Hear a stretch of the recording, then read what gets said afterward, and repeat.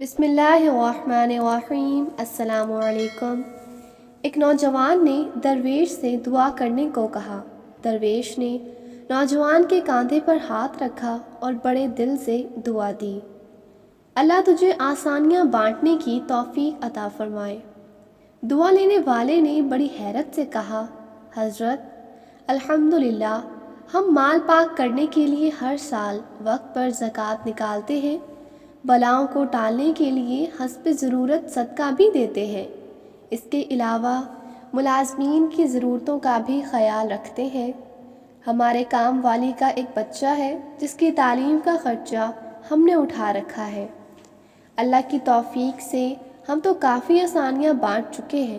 درویش تھوڑا سا مسکرایا اور بڑے دھیمے اور میٹھے لہجے میں بولا، میرے بچے، پیسے، کھانا، یہ سب تو رزق کی مختلف قسمیں ہیں، اور یاد رکھو، رازق اور رزاق صرف اور صرف اللہ تعالیٰ کی ذات ہے، تم یا کوئی اور انسان یا کوئی اور مخلوق نہیں۔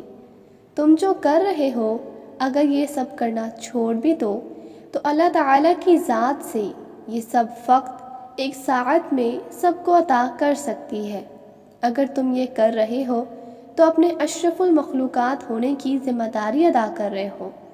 درویش نے نرمی سے اس کا ہاتھ اپنے ہاتھوں میں لیا اور پھر بولا، میرے بچے، آؤ میں تمہیں سمجھاؤں کہ آسانیاں بانٹنا کسے کہتے ہیں۔ کبھی کسی اداس اور مایوس انسان کے کندھے پہ ہاتھ رکھ کر پیشانی پر کوئی شکن لائے بغیر 1 گھنٹہ اس کی لمبی اور بے مقصد بات سننا آسانی ہے۔ اپنی ضمانت پر کسی بیوہ کی جوان بیٹی کے رشتے کے لیے سنجیدگی سے تگ و دو کرنا آسانی ہے۔ صبح دفتر جاتے ہوئے اپنے بچوں کے ساتھ محلے کے کسی یتیم بچے کی اسکول لے جانے کی ذمہ داری لینا، یہ بھی آسانی ہے۔ اگر تم کسی گھر کے داماد یا بہنوئی ہو تو خود کو سسرال میں خاص اور افضل نہ سمجھنا، یہ بھی آسانی ہے۔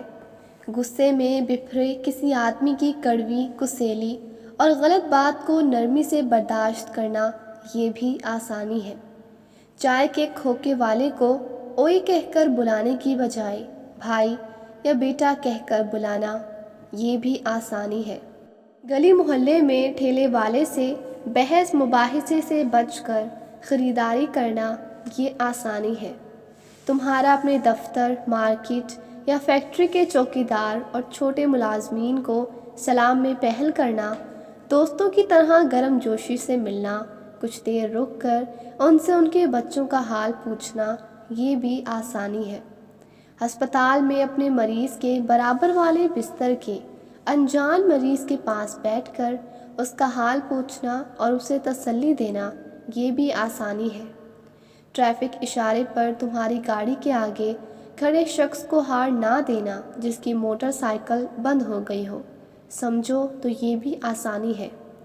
درویش نے حیرت میں ڈوبے نوجوان کو شفقت سے سر پر ہاتھ پھیرا اور سلسلہ کلام جاری رکھتے ہوئے دوبارہ متوجہ کرتے ہوئے کہا، بیٹا جی، تم آسانی پھیلانے کا کام گھر سے کیوں نہیں شروع کرتے؟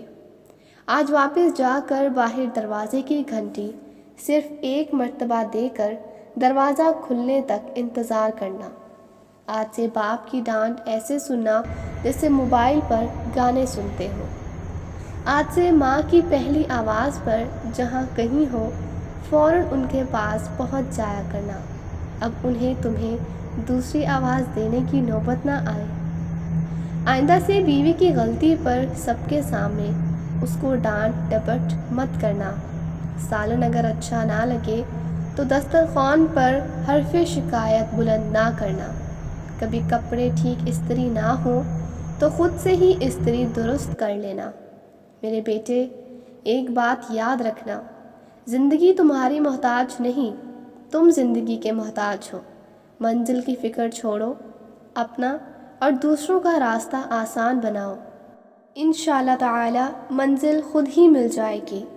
حاصل کلام، آئیں صدقے دل سے دعا کریں کہ اللہ تعالی ہم سب کو آسانیاں بانٹنے کی توفیق عطا فرمائے۔ آمین ثم آمین یا رب العالمین۔